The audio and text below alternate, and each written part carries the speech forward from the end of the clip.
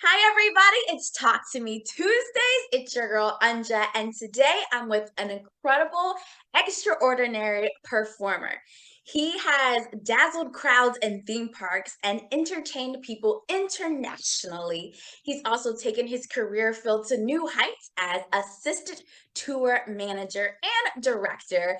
Please help me welcome Terrence J. Bennett. Woo! What an intro. Hey. Yes. Like, I mean, you deserve it for real. Thank you. How are you? I'm good, good, good. Busy working from home, but I am good, loving life, can't complain. So, Yes, I love that. All right. So you have been performing for like what, your whole life at this point? I mean, pretty much professionally, I started at 15, and I believe you saw me when I worked at Six Flags. Yep. I did. Super fan, and I didn't even know. I remember watching it and I was like, yeah, I need to hit the stage. Like, I don't know how, but I need to turn pro. Yep. Oh, yeah, yeah. No, that was my first professional performing. Yeah, but I've been performing as a kid, like in church or in school. But 15 was when I did my first professional performing gig. So, yeah. When did you know you wanted to take it to the professional side and not just stay like in school and church? When did you were like, I need the money? Oh yeah. To be honest, I knew since I was a little kid. I always get on my parents to this day because I used to watch Barney as a kid. Yeah, and the kids on Barney or even Sesame Street. I was like, I need to be those kids. Like, I need to be on that show. Me too. I was always more like, how can I be that person more than like this show's entertaining? I was like, I see how I could be. That's fun. Mm, Yeah, no, that's honestly like I knew since then. I think just no bad thing for my parents or anything, but they just didn't know. We didn't really have an example of like professional performers in our area. We like my dad's a musician, my mom used to sing, but even they didn't take it to that level. They did church and all that stuff. So I think it was a learning experience in high school and then in college that it could actually be a career that you can get into. So yeah. What did you study in college? Theater performance. Yeah, there's nothing else I could do. I mean, For real, right? yeah. Okay, so how did you, all right, so you're on a tour. We're gonna go to your tour life. When you made it to your first tour, what did that feel like? It was awesome. So the first what can I think of it? Oh, national tour. I don't know what I was thinking, but I've done like some smaller regional tours actually before Okay. that. Like in DC, I worked with the Smithsonian Museum and did a regional tour, like on the East Coast, like historic shows. But my first national tour, it all just kind of worked out. Like it was a show called Daniel Tiger's Neighborhood. For anybody who's not familiar with it, it's like a spinoff of Mister Rogers' Neighborhood for the new generation of kids. Um, but the year before, or a couple of years before I got that show, my nephew had his first birthday party, and my sister did the theme Daniel Tiger's Neighborhood, and I just knew he loved it. So when I saw that audition come out, I was like, well, I got to do it. It's written in the cards for my nephew, for me, everything. So it Where was was that great. audition? That was in 2017. I want to say June 2017. Yes, it In New was June York? 2017. Yeah, in New York. Uh-huh. Oh, I was okay. actually working with my gym still, about my gym Children's Fitness Center, and I just had the audition notice show up, and I just took some time off, went up to New York. I used to go to college in New York, so I was pretty familiar getting back and forth. But I was Oh, just okay. like, let's just try it, see what happens. I auditioned for a couple of other things that same weekend, but I just knew that that was the show for me for some reason. Oh, Yeah. that's so much fun. Okay, so did you ever take time away from the stage when you were at my gym, or were you still actively performing on smaller scales? Yeah, I mostly took time away. I still did shows here and there, but just small scale. Like I did a couple community theater shows. I did a couple professional shows, but nothing Mhm. that would take my time away from my gym because that became my full-time job. And it was another passion of mine. But up until 2017, I did it part-time performing, and then Yeah. 2017 on, I was like, all right, let's get back in this world. So So was there anything that happened in your life to like push you fully back into the performing arts world, or did you just be like, it's just time? You know what? That's a good question because I'm a faithful person. So I was like, you know what? I've been working with this company, my gym that I love for several years. I was like, but something's telling me something needs to change. So I would take my time, I would pray, I would seek of what I need to. Oh yes, absolutely. Like go into the prayer closet, see what you need to do with your life. And like I'm kind of mentioned, all these things kind of just worked out. I was like, you know what? I think this is what I need to do. Um, and while I was on tour, I was able to, I know everybody's auditioning like online, but I was able to do it online while I was on tour. So after the show was done, I was able to work and continue performing. And oh, yeah, yeah. Because I was definitely gonna be like, how do you stay booked and busy? Like, I'm like, you get it. Like, when you make that switch to be full time, I'm like, oh, he just doesn't stop. Okay. It kind of works. I mean, honestly, I since the pandemic, I've slowed down a little bit on the performing, but not because I don't want to perform. It's just I'm trying not to hustle as much. I'm trying to enjoy life. I'm trying to take time, but I definitely think it's important to keep going. Like never settle where you are. Like I was on tour. I was traveling the country. I was having a great time, but I was like, this will end. What's next? So Totally. yeah, everything will end. So you just keep looking to what's next. And just I think when it's right for you and when it's your time, it'll come to you. I'm definitely trying to get away from that hustle mentality. It works for some people, but I know for me, I'm like, I don't want to hustle. I want to be comfortable. I want to be happy. I want to do what's right when it's right. So Have you that's always felt like that? Or did you say it was like the pandemic that kind of reset your mindset that we're not hustling, we're just going to enjoy it? yeah, I would definitely say the pandemic changed that Okay. because as we all know, we didn't have control of what was going on. So you can do whatever you want. You can try to hustle, but the world said no. So So what is life like on tour? What's the nitty-gritty like? What is it? Is it as glamorous as it seems, or is it kind of like, what's it like? so I would say it's not as glamorous as it seems, but it is exciting. It is an adventure. Um, I love traveling, and to get paid to travel is amazing. I mean, I've been to places I never thought I would be, and places didn't expect that I would want to go back to, like Hmm. all over. It's great. I've done different roles in tourings. Like I performed, and then I also went on tour as an assistant tour manager, which is like the business side of the show. So to see the difference between those two roles, like as a performer, you get on stage, you do your show. It's a lot of work, but then you're done and you get to run around town, you have a good time. Um, as the tour manager, it is a little more business oriented and work, but it's still very rewarding.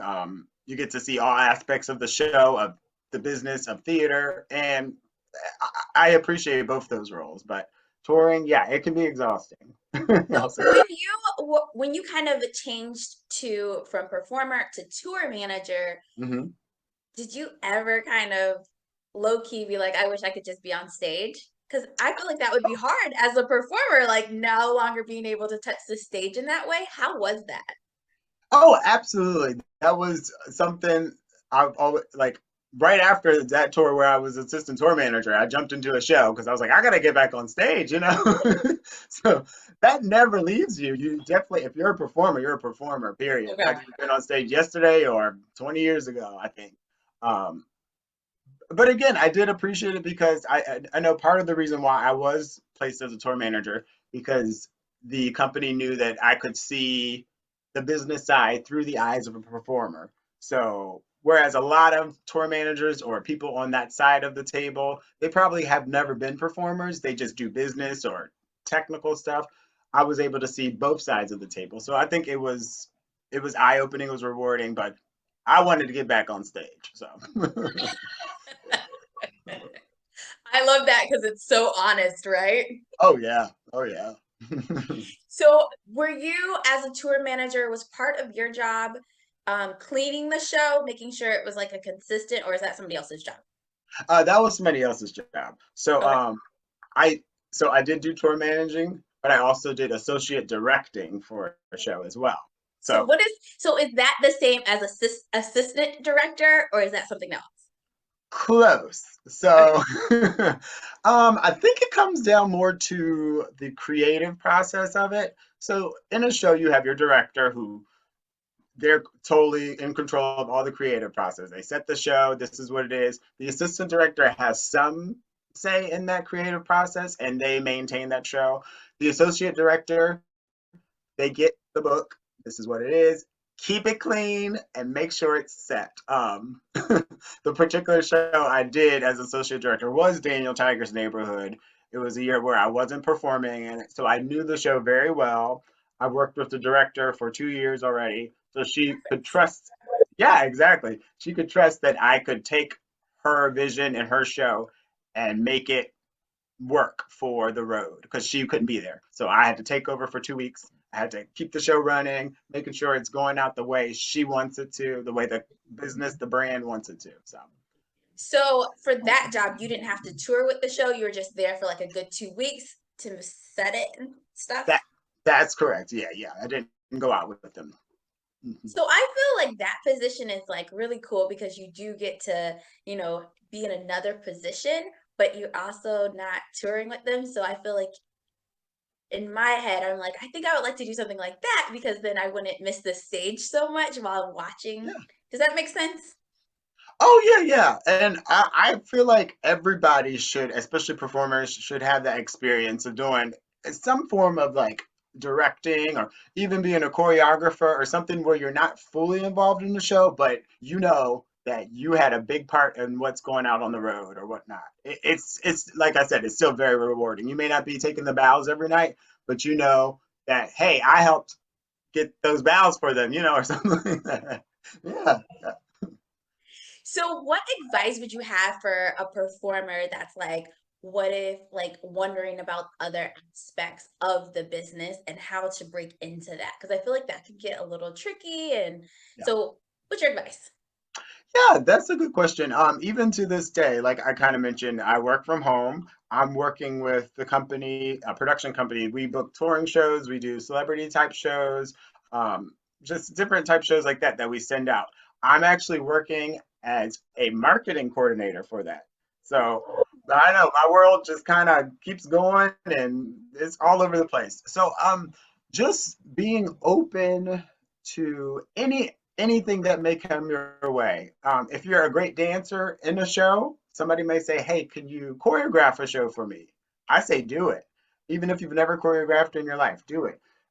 If you're a great actor, it could translate into hosting a show like you, or yeah, like hosting a show, or even just being like what I started as, just being an outreach person because they say, hey, you talk to people well, you can probably do arts outreach.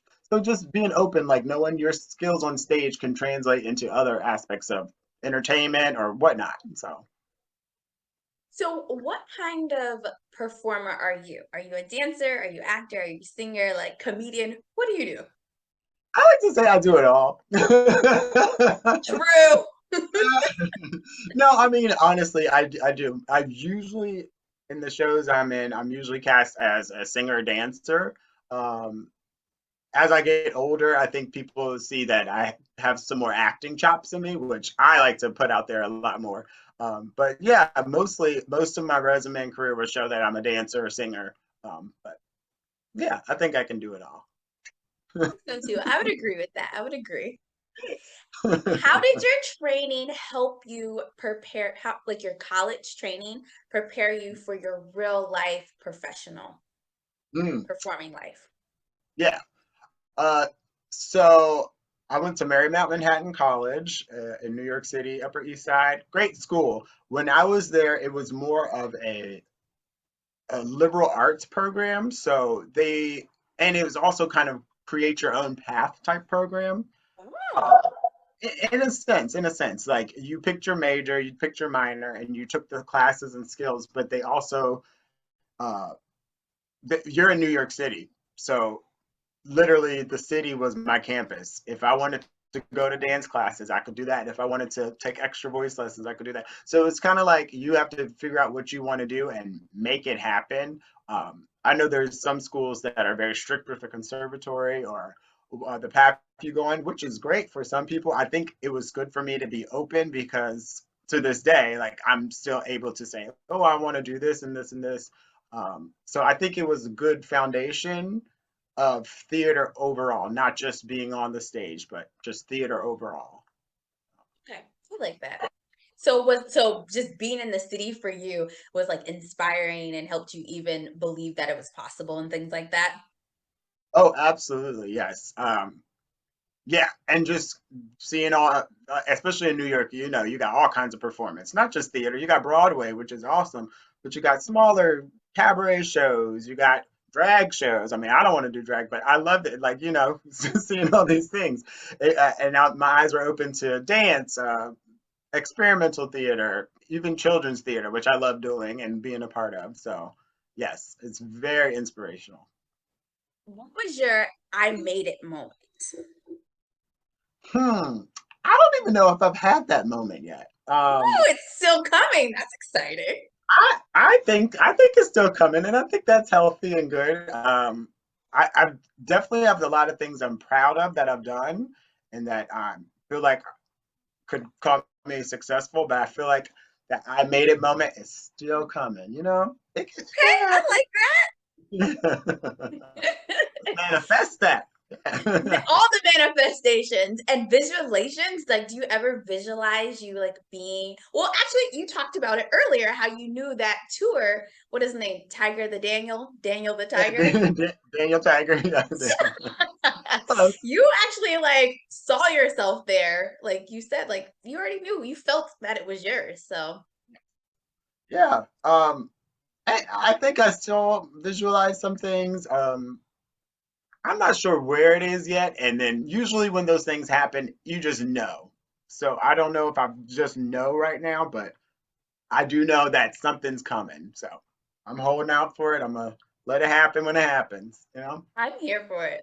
So, I'm a big believer that nobody gets to where they're at alone. Who are the people? Who is the person? Who has your back? Who supporting you? Who's pushing you further into your dreams and goals? Who are they? Yeah, definitely first and foremost family. I mean, from the beginning, they knew the talent that I had. My parents, my mom and dad, especially, they knew that I had talent. They knew that I had dreams and aspirations. And again, even though they didn't know exactly which way to push me to get there, Hmm. they used to come to every show I did, no matter where it was. I did a show like 4 or 5 hours away. They came out there. They came up to my shows in New York. If I'm on tour, yeah. So they've always been very supportive, and I got a great group of friends who reach out if I'm doing a show. I'm not very good at saying when I'm doing shows all the time. I sometimes just No, you're forget. not. I know. I know. You're not. I'm like, oh, you were in that. It just closed. Yeah, that's usually when I'm like, oh, I just closed the show, and everybody's Yeah, like, that's your go-to. oh. You guys, look what I just did. Okay, Yeah, can I get tickets? Can we get tickets? No. Okay. I know it's terrible. I will get better about that. Okay. But yeah, just those people who just believe in you and support you and just come out and see you. That's a big support. Yeah. How do you stop from getting burnt out in this industry? Because, the entertainment can be tough. And with everything going on in the world, like I said, it's like, ugh. So, how do you refresh your mind? How do you not get so down when you don't get the calls from the auditions and, the unglamorous side of being an entertainer?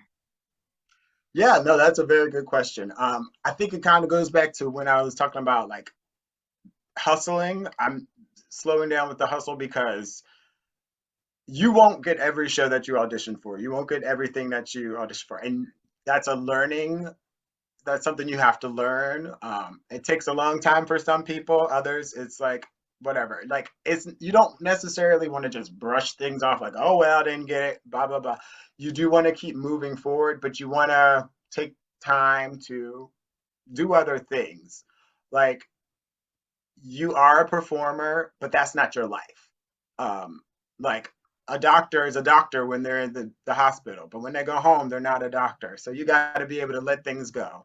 When I'm auditioning, I'm a performer. When I'm on stage, I'm a performer. When I'm home, I'm in my garden. I'm painting. I'm, doing other things that still make me happy, still fulfill. And just know that you're not going to get everything, but you still got a life outside of that, and that's okay. I think that's Really like that. That's such a good gym to know that like it's a part of your life. It's not doesn't have to be your entire life, even if you're passionate and like this is what you've always wanted to do. There are other aspects in your life that you can die. Oh, that's good. I like that. yeah, yeah, no. And I'm not going to say I made that up. I've definitely heard it before. I don't know from who or where, but yeah. For more clarification, so like how do you know when to move, to leave? Okay. Like, some people in our industry can get stuck in a show for years and years and years and years and years, and they know that they should have been left that show, but they're just like, well, I know it, I'm here, I don't have to audition for it. So how do you know when it's time to leave? Yeah, no, that's a good question. And I think when you get to the point where it just becomes a chore, if you're not being very sorry, my dog's down here messing. Hey, Doc. No. When it just doesn't fulfill you or make you happy anymore. I've always been the type of like I am passionate about things, but I want to have fun when I'm doing it. So when it comes to the point where you're like, if you're waking up in the morning and you're not happy, something's got to change.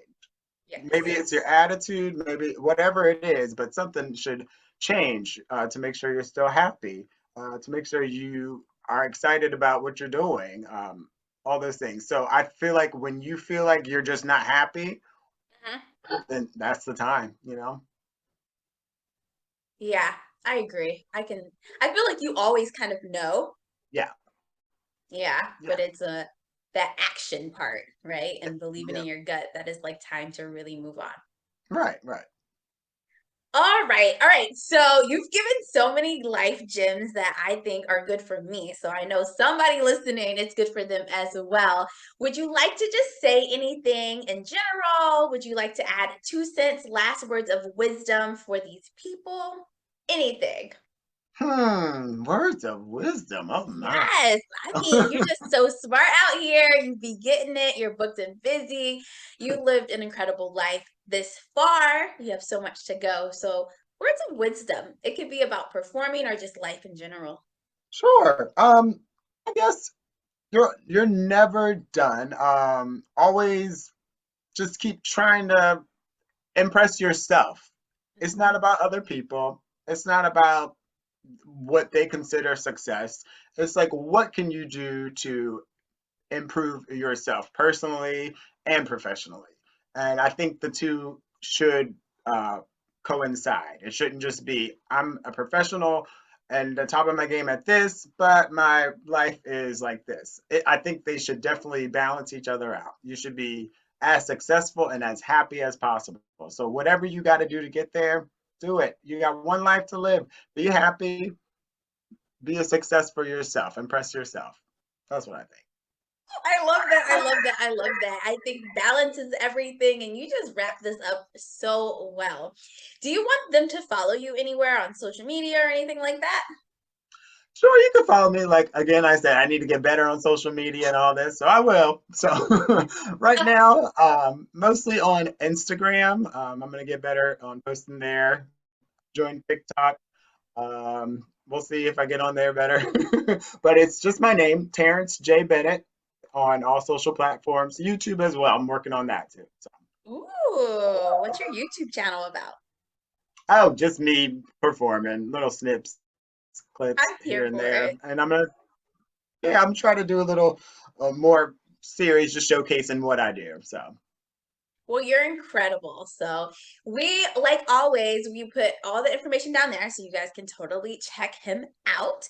Thank you so much for coming on Talk to Me Tuesdays. It's been such a blast getting all your little life gems. Yes, so great to talk to you after all these years. And what you're doing is awesome. Keep it up. You're going to be the next Oprah, whatever. You're past Oprah. I love it. Well, thank you. All right, guys, you've been listening to and watching Talk to Me Tuesdays. It's your girl Anja. You can find me at it's your girl underscore Anja. Once again, it's your girl underscore ANJA. Like, subscribe, comment, let us know what inspires you. Let us know what you're doing, thinking, all the things. So also don't forget to check out my guy. So until next Tuesday, bye everybody. Bye, everyone.